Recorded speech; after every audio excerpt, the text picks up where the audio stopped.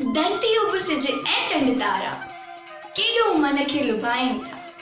मिठड़ी आहे सिंधी ॿोली, इहो जग खे ॿुधाइनि था। जी हा, जग खे हिकु दफ़ो वरी मिठड़ी सिंधी ॿोलीअ जी मिठास माणण लाइ ॿारनि ज़रिए सिंधी संगत पेश करे रही आहे international Sindhi nursery rhymes competition. हिन कॉम्पिटिशन जी डेट्स आहिनि 15 जुलाई 2018 खां वठी 15 सितंबर 2018 ताईं। हिन कॉम्पिटिशन में 8 साल ताईं जा ॿार हिन में भाग वठी सघनि था। हिन कॉम्पिटिशन खे ॿिनि कैटेगरीज़ में विरायो वियो आहे, सीनियर ऐं जूनियर। सीनियर कैटेगरी में 5 खां वठी 8 साल ताईं जा ॿार हिन में भाग वठी सघनि था ऐं जूनियर कैटेगरी में 5 साल ताईं जा ॿार हिन में भाग वठी सघनि था।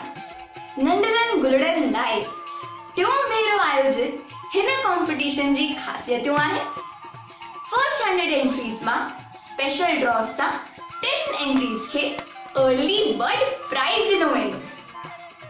ईमेल ज़रिए मोकिलायल जेका बि एंट्रीज़ आहिनि उहे तॾहिं ई एक्सेप्ट थींदियूं जॾहिं तव्हां सिंधी साथी तरीके सिंधी संगत जी वेबसाइट ते रजिस्टर्ड हूंदा www.sindhisathi.org ते।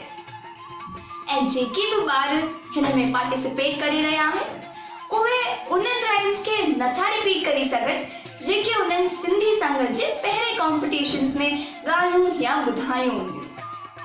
फर्दर डिटेल्स लाइ तव्हां असांजी वेबसाइट ते विज़िट करे सघो था www.sindhisangat.com ते। त पोइ हाणे तव्हां कंहिंजी राह ॾिसी रहिया आहियो? जल्दी ई पंहिंजे ॿारनि खे तयार कयो ऐं सेखारियो पंहिंजे ॿारनि खे सिंधी राइम्स ॿुधाइण जो ॾांहुं।